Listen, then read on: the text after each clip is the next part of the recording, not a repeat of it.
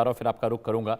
इस बीच बड़ी खबर आ रही है, भारत के परमाणु हथियारों को लेकर पाकिस्तान में हलचल तेज हो गई है। जी हां, पूर्व राजदूत मलिहा लोधी ने इसे लेकर चिंता जताई। उन्होंने कहा कि भारत की समुद्री परमाणु क्षमता ज्यादा मजबूत हुई है। भारत की पनडुब्बियों पर तैनात 12 एटम बम से अब पाकिस्तान की बेचैनी बढ़ गई है। हिंद महासागर में बदला सामरिक समीकरण, ये तस्वीरें हम आपको दिखा रहे हैं। दक्षिण एशिया में रणनीतिक संतुलन को लेकर अब नई बहस छिड़ गई। जी हां, पाकिस्तान भारत की बढ़ती परमाणु ताकत से अब परेशान नजर आ रहा है। भारत और पाकिस्तान के बीच सामरिक प्रतिस्पर्धा यानी जो जंगी चीजें हैं उसे लेकर अब कॉम्पिटिशन ज्यादा बढ़ गया है। चर्चा फिर इसे लेकर हो रही है।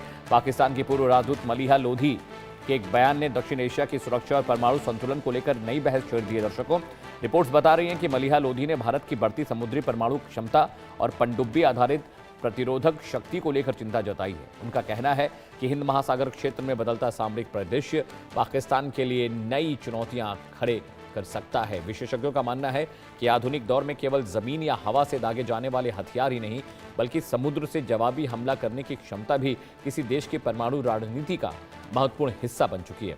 भारत लंबे वक्त से अपनी परमाणु त्रिस्तरीय क्षमता यानी हवा, पानी, जमीन और समंदर आधारित जो उनकी डिफेंस टेक्नोलॉजी है, डिफेंस जो उनका है, उसको और मजबूत करने में लगा हुआ है।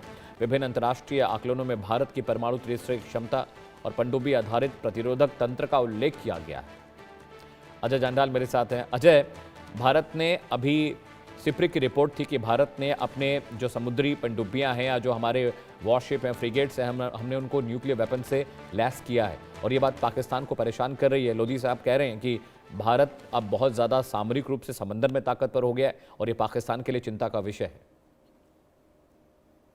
देखिए, भारत अपनी ताकत को बढ़ाने की लगातार कोशिश कर रहा है और उसके पीछे की वजह भारत किसी को खतरा नहीं है, बल्कि भारत के लिए अगर कोई खतरा है तो उसे कहीं ना कहीं टैकल करना है।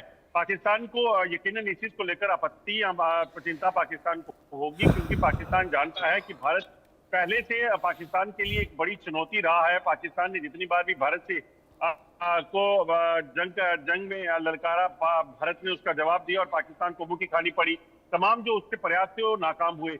मगर अब जो मिडिल ईस्ट की हालात हैं, उस मिडिल ईस्ट के हालात को देखते हुए भारत अपनी सैन्य क्षमता को बढ़ाने के साथ साथ उसकी तैनाती भी, चाहे वो समुद्र है, चाहे वो जमीन है या फिर आसमान है, उसमें सुनिश्चित कर रहा है, ताकि कभी भी ऐसी कोई परिस्थितियां बने तो उसके हिसाब से कार्रवाई की जा सके।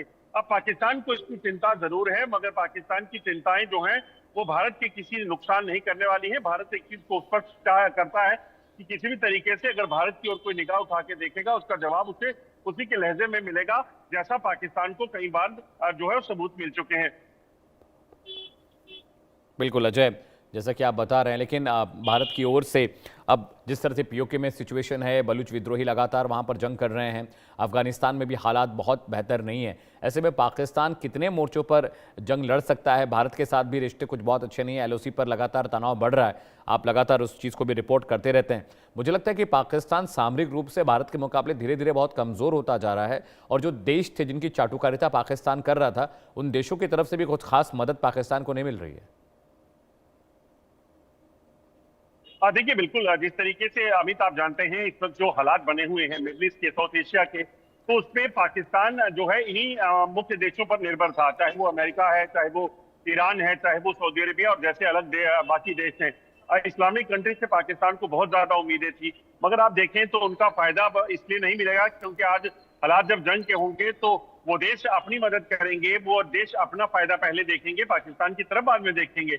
ऐसे में पाकिस्तान अगर चाहे भी तो उसके भारत के मुकाबले कहीं नहीं पहुंच सकता, क्योंकि जब भारत अपने देश की तरक्की, अपने देश की डेवलपमेंट और हथियारों को लेकर काम कर रहा था, पाकिस्तान उस वक्त भारत के खिलाफ जो उसके इरादे हैं, नापाक इरादे, उनको अंजाम देने में लगा था, चाहे वो आतंकवाद के जरिए थे, चाहे वो नशे के जरिए थे, चाहे वो पाकिस्तान के अंदरूनी हालात थे। पाकिस्तान के जनरल, पाकिस्तान के नेता मंत्री सब पैसे बनाने में लगे रहे और अपनी जनता की हालत खराब होती गई। एक बार 1971 में पाकिस्तान ने बांग्लादेश को खोया था, अगली बार जो होगा वो खैबर पख्तूनख्वा, बलूचिस्तान और पीओके के इलाकों के जाने के बाद होगा। तो वो दिन दूर नहीं। आपने सही कहा कि पाकिस्तान अपनी ना सिर्फ ताकत खो रहा है, पाकिस्तान अपनी पहचान भी अब खोने वाला है, उस कगार पर पहुंच चुका है। बिल्कुल अजय, बहुत क्रूशियल जानकारी है। मलिहा लोधी लगातार इस बात को लेकर चिंतित है, लेकिन भारत ने अभी एक आईएनएस महेंद्रगिरी जिनकी फ्रिगेट्स उसको भी कमीशन किया है। लेकिन अजय, पाकिस्तान भी लगातार अपनी पनडुब्बियों की शक्ति को बढ़ा रहा है। आपको याद होगा पिछले महीने 6 पनडुब्बियां कमीशन हुई हैं जो चाइना की मदद से पाकिस्तान ने बनाई समुद्रों की निगहबानी के लिए। तो वो पनडुब्बियां भी भारत के लिए एक चैलेंज है। देखिए, भारत कभी इस चीज को लेकर चिंतित नहीं रहा कि पाकिस्तान क्या कर रहा है। भारत की चिंता सिर्फ इस चीज को होती है कि भारत अपनी ताकत कैसे बढ़ाए, क्योंकि जो देश इस चीज को लेकर रहेगी, वो किसी पे डिपेंडेंसी जिसकी रहेगी, आत्मनिर्भर नहीं होगा, उसके लिए आज और कल जो है वो कोई मायने नहीं रखता है। भारत अगर आप देखें तो पिछले कुछ सालों में सबसे ज्यादा कोशिश जो हुई वो है आत्मनिर्भर होने की। भारत ने अपने जो वॉरशिप थे, बाकी चीजें थी, उनमें अब अपनी टेक्नोलॉजी, अपने जो निर्माण है उसका इस्तेमाल करना शुरू किया, जिससे कहीं ना कहीं भारत की ताकत सामरिक रूप में बड़ी बढ़ रही है।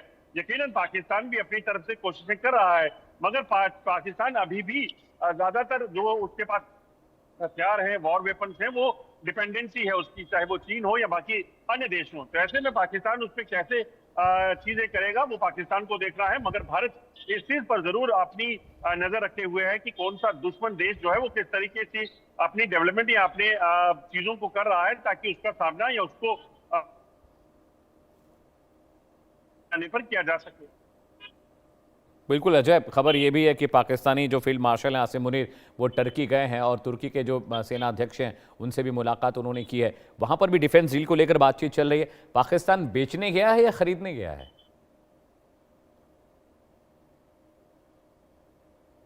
हाँ, देखिए अमित, पाकिस्तान इस वक्त खरीदने की कम से कम उस पे नहीं है। उसके पीछे की वजह क्योंकि वहां के अपने हालात जो हैं वो खुद बता रहे हैं।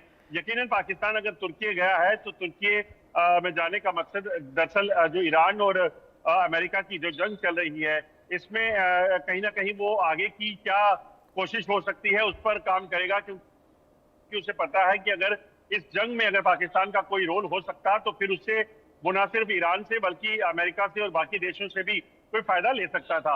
अब वहां के डिफेंस मिनिस्टर से मिलकर क्या कर सकता है पाकिस्तान, हो सकता है आसिम मुनीर इतना यकीन रखिए कि वहां गए हैं तो अगर कोई किसी चीज को लेकर वो मीडिएशन कर सकते हुए अपने फायदे के लिए तो वो जरूर करेंगे। वो फायदा उनका अपना पर्सनल हो सकता है, पाकिस्तान का नहीं। जी बिल्कुल।